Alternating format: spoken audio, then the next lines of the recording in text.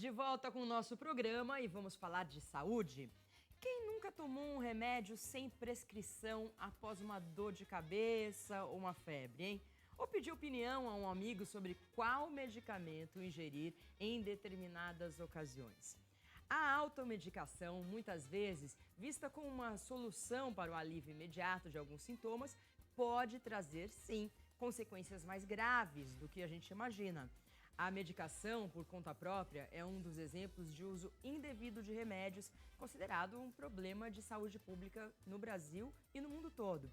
Segundo dados do Sistema Nacional de Informações Tóxico-Farmacológicas, o uso indiscriminado de medicamentos já foram responsáveis por 28% de todas as notificações de intoxicação em um mesmo ano. O uso de remédios de maneira incorreta ou irracional pode trazer ainda consequências como reações alérgicas, dependência e até a morte. É verdade. E nós vamos conferir agora uma situação que exemplifica tudo isso, para melhor ilustrar a nossa conversa.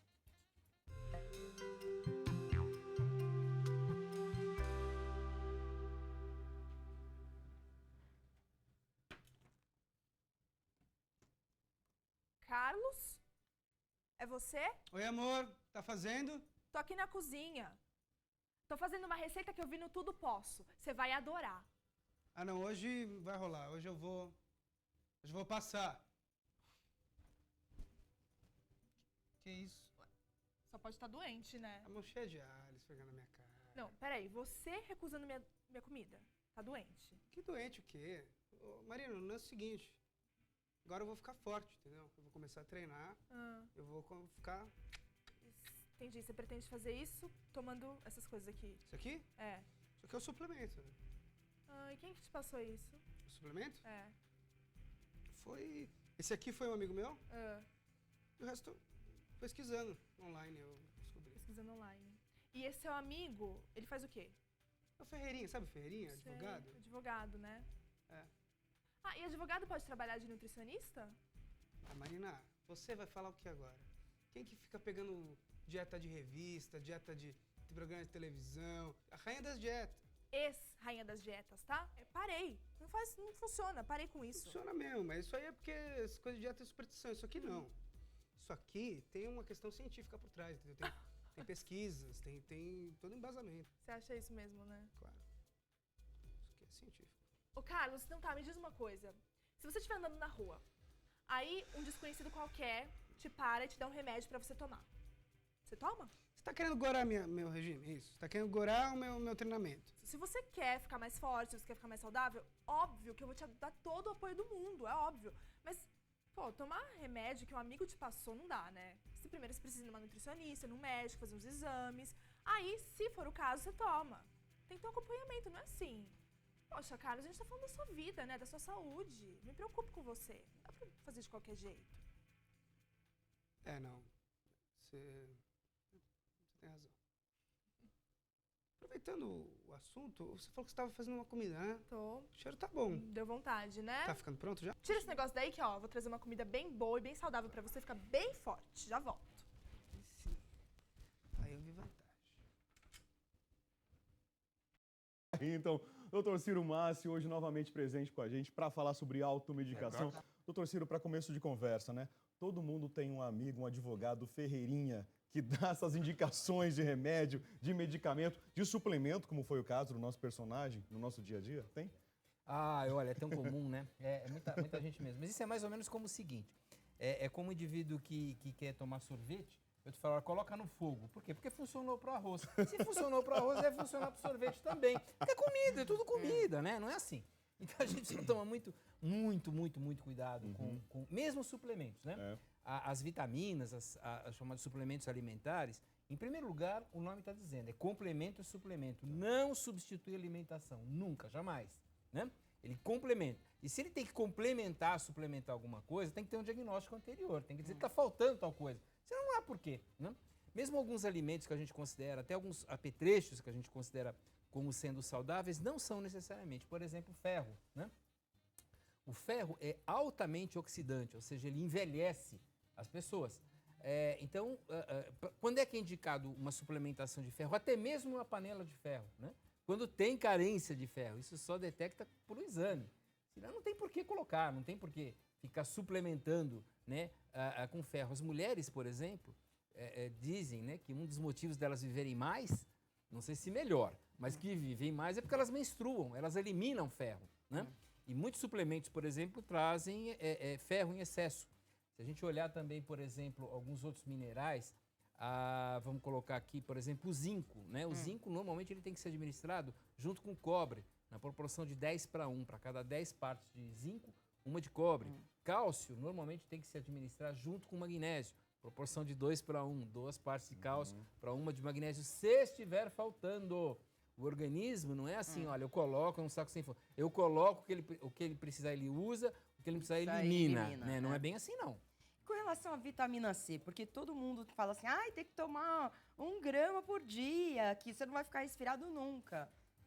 Então, a vitamina C, né, o ácido ascórbico, ele é utilíssimo. Na verdade, assim, nós, junto com alguns tipos de macacos, nós não fabricamos vitamina C, mas a maioria dos animais fabrica. Um pastor alemão, por exemplo, gripado, ele fabrica em torno de 6, 7 gramas de vitamina C para ajudar na sua recuperação. Ele é necessário, né? Nós não fabricamos. Mas, assim, o que está efetivamente comprovado não é que a vitamina C previna gripe, resfriado. Não. Mas ela acelera o processo de recuperação. Isso porque nós temos, durante qualquer processo infeccioso, nós produzimos uma coisa chamada radical livre. O que é isso, né? Então, assim, todas as nossas moléculas, todas, cadê a câmera? Tem que ter um número par de elétrons na última camada. 4, né? No mínimo. Número par. As infecções, vários agressores, as intoxicações roubam um desses elétrons. E aí fica numa situação que o organismo não tolera, que é um número ímpar de elétron na última camada. O que essa molécula faz, né? Ela faz o jeito mais fácil, ela rouba do vizinho. Que aí rouba do vizinho, que rouba do vizinho, que rouba do vizinho. Isso se chama cascata oxidativa, né? Vai roubando esses elétrons em cascata. E a carga total dessa cascata a gente chama de estresse oxidativo. Bom, então o que são os antioxidantes, né? São substâncias que fornecem esse elétron que está faltando. A vitamina C é um excelente fornecedor desse elétron que está faltando. Então, mas se precisar, né?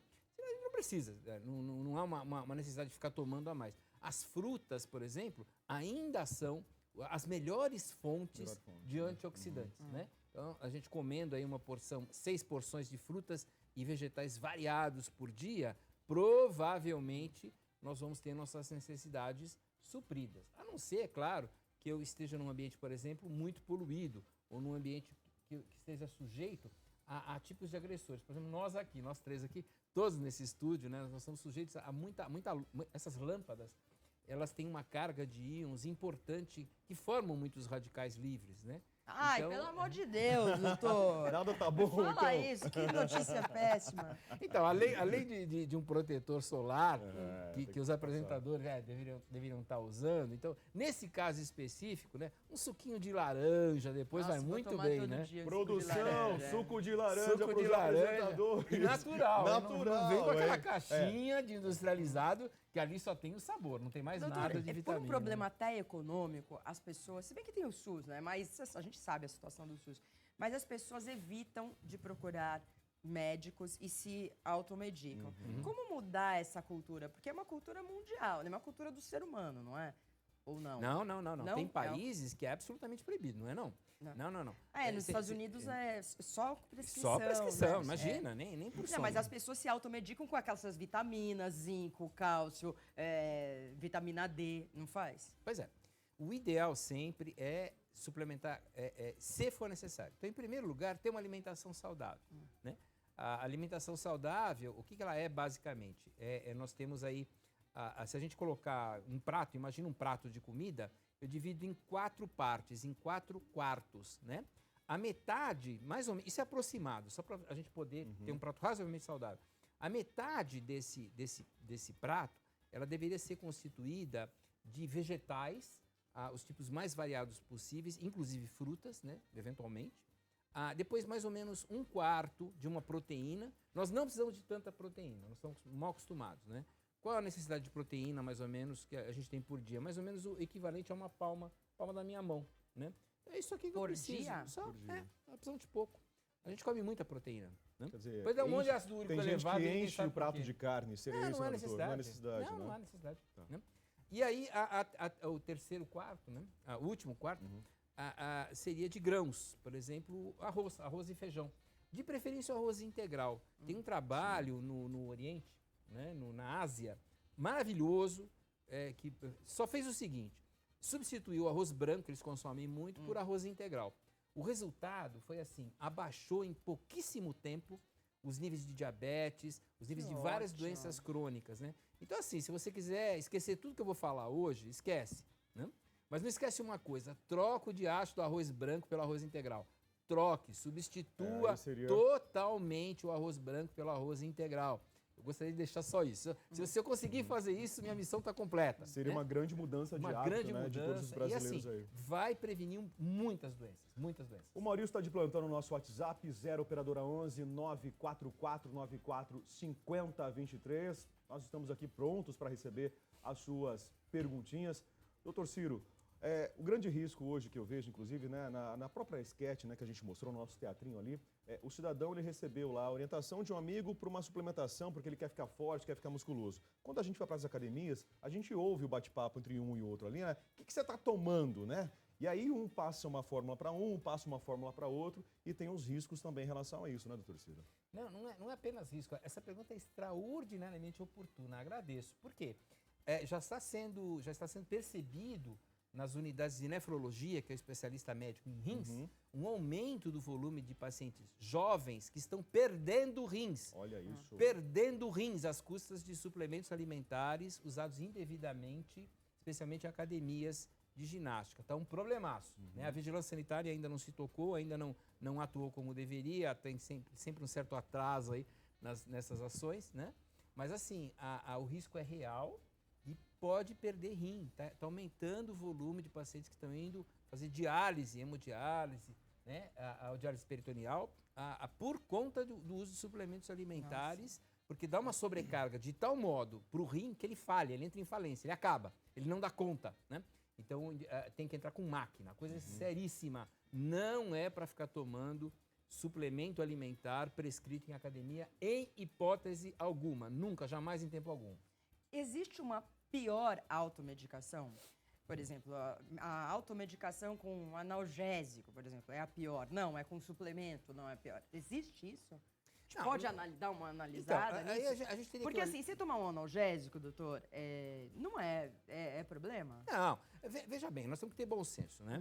Nós temos que ter assim, por exemplo, eu me dou bem quando eu tomo o analgésico XPTO, quando eu estou com início de dor de cabeça. Poxa, não tem problema nenhum. Na dúvida, né, consulte profissional. Você falou bem, realmente o SUS está sobrecarregado. Mas quando você vai comprar um remédio, habitualmente você compra numa farmácia.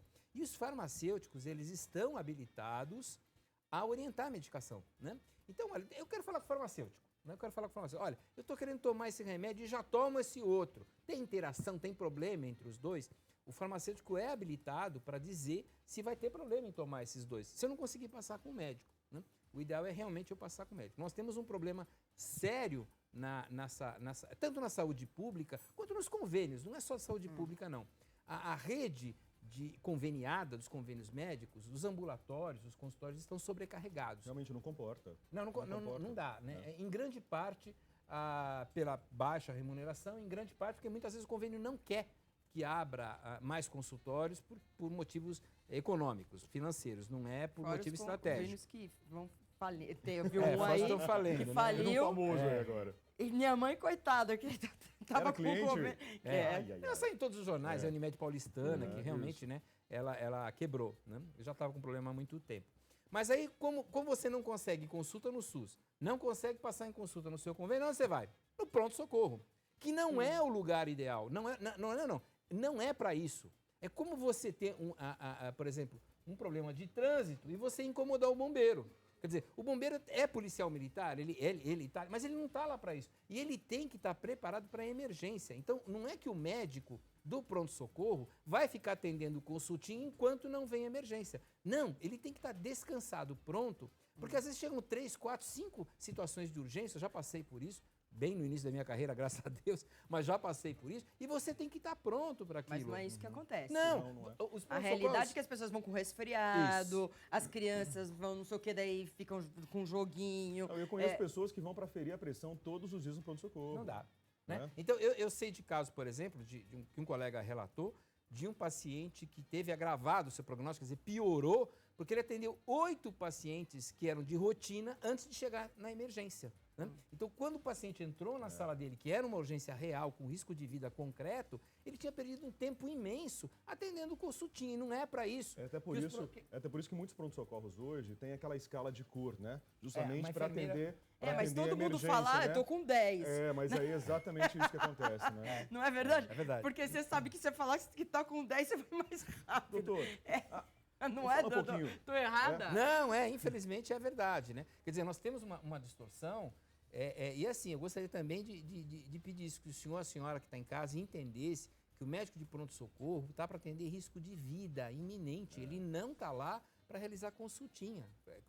Desculpa, eu não estou desqualificando o sofrimento, mas o que nós temos é que exigir, tanto dos convênios quanto do Serviço Público de Saúde do SUS, é um atendimento ambulatorial decente, que é a porta de entrada, é onde a gente tem que procurar ajuda, né? Então nós temos que brigar, nós temos que lutar para ter uma assistência médica de qualidade, tanto pública quanto privada. Não adianta botar a culpa só no governo, não. Quer dizer, os convênios têm sua parcela de responsabilidade, porque senão vai sobrecarregar o pronto-socorro, o médico não vai atender bem, ele não vai ficar discutindo, ele dá qualquer coisa, né? Ele manda, e o paciente sai mal. Quer dizer, o médico faz de conta que trata, o paciente faz de conta que está sendo tratado. Aí não dá, né? Doutor, falando sobre legislação brasileira, hoje a gente chega na farmácia, a gente vê lá as prateleiras lotadas, parece uma gôndola do supermercado. Você coloca a sua cestinha na mão, é isso? E vai pegando os medicamentos que você acha que é bom para você. Verdade. A legislação brasileira favorece a automedicação, uma vez que você não precisa nem passar pelo atendente, pelo balconista ou pelo próprio farmacêutico para buscar um medicamento? Eu acredito que favorece, né? Na verdade, a gente não poderia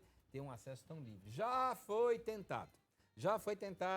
Legislação colocar tudo atrás do balcão. Houve uma chiadeira dos fabricantes tremenda e voltou a ficar venda livre. O que pelo menos se conseguiu é que não tem em supermercado, né? Que já foi um... Porque queriam remédios colocar. em supermercados. Isso Queriam verdade. colocar remédio em supermercado, né? Não é o fim da picada. Não dá, realmente não é um super... que você vai pegando conforme a tua imaginação e vai tomando aquilo. Não, realmente você precisa de uma orientação. Existem os medicamentos que são não tarjados, que são medicamentos considerados que o indivíduo pode, até certo ponto, se automedicar.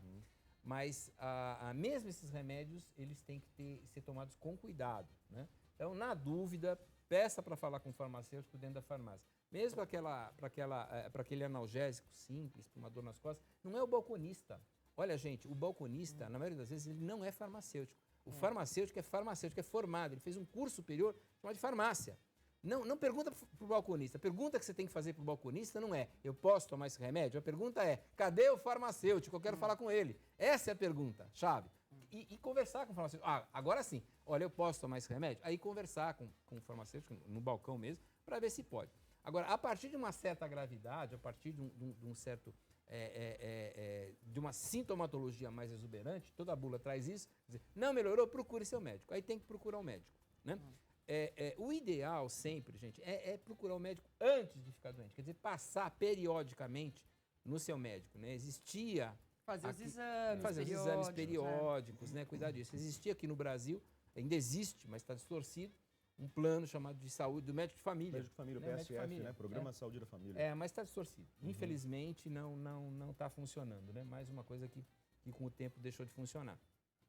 Mas mesmo os convênios, tenta ter, né, um médico da sua eleição, um médico que você confie e passe periodicamente, né? A prevenção ainda é melhor que qualquer tipo de tratamento. Só complementando o que o Rafael falou, de todos esses medicamentos estarem expostos nas farmácias, a gente vê um crescimento nos últimos 10 anos, 5 anos, acho que 10 anos já, um crescimento de farmácias que estão se tornando igual aos Estados Unidos, farmácias lojas, né? que é impressionante. Então, assim, tem tudo pra você. E aí você se sente num supermercado mesmo. Porque a farmácia é bonita, não é mais... A farmácia antes era feia, né? Quando a gente entrava, quando eu era pequena. Hoje em dia a farmácia é linda, as luzes são lindas, tem cremes, tem não sei o quê. Então, Tem assim, toda uma estratégia de tem uma marketing estratégia até de para você marketing comprar. pra você comprar Claro, e se automedicar também. Claro. Não é? É que nem padaria, né? Até tem pão. Agora, as padarias de São Paulo até tem pão. Porque o que elas oferecem, e o mesmo raciocínio, né, de comércio, foi aplicado às farmácias, né? Na verdade, a lucratividade da farmácia é maior, muitas vezes não é remédio. Outro dia eu entrei com a minha filha mais jovem, precisando de um analgésico muito simples. E olha, eu tive uma dificuldade tremenda. Eu, que sou médico, dificuldade de encontrar, eu não achava. Na verdade, eu precisava do ácido acetilsalicílico, né? Que é um analgésico muito simples. Esse é famoso. Famoso. Mas é muito simples. Eu precisava de 2 comprimidos daquilo, né? E olha, eu consegui localizar embaixo do balcão à direita, né? Assim, mas muito. Ele é muito barato. Ele custou R$1, R$2 mais ou menos, né? Antes disso, eu tinha ofertas assim de remédios muito caros, né? Que não há essa necessidade, né? Não havia essa necessidade. O que cria uma situação ética, vamos chamar assim, no mínimo constrangedora, quando você é atendido por um farmacêutico na farmácia, né? Porque ele, naturalmente, ele vai acabar tentando levar você, né, para um medicamento que é mais lucrativo, porque ele precisa ganhar a vida, né? Então, o ideal sempre seria procurar um médico, né, que tivesse essa isenção. Mas se a doença não for tão grave, repito, ou se não tiver essa possibilidade, conversa com o farmacêutico. E aí vem a segunda sugestão. Fala para ele, mas não tem um genérico mais baratinho, não? Né? Eu sempre pergunto. Porque às vezes ele mesmo ele fala, não, você toma o analgésico XPTO, né? Mas não tem um mais barato que esse aqui, né? Às vezes os genéricos, eles são no mesmo preço do laboratório. Mas geralmente, 90% das vezes, eles são bem mais baratos. Bem mais barato, né? Sem dúvida Isso alguma, né? é importante, né, pro bolso, porque os remédios estão cada vez mais caros. Então, também caros. Doutor Ciro, muito obrigado pela presença. Eu que agradeço. Hoje, mais uma vez, então, falando sobre o risco da automedicação. Se alguma dúvida ficou, é claro que o nosso WhatsApp vai estar sempre de plantão para você de todo o Brasil. 0 Operadora 11 94494 5023. Jó, mais uma vez eu falo, hein? Nada de ficar passando receitinha de remédio para amiga, para amigo, porque deu certo com você, ou aceitando esse tipo de coisa. O único tipo de receita que você pode passar é que a gente vai preparar daqui a pouquinho na nossa culinária de hoje, né, Maria Cândida? É verdade. Uma queijadinha cremosa. Daqui a pouco tem uma queijadinha, e não é uma queijadinha normal, não. A gente vai fazer uma queijadinha cremosa de várias cores para você, de repente, vender. Muito legal. A culinarista Silmara Duran já está aqui no programa e a gente vai só fazer um intervalo bem rápido. Já voltamos.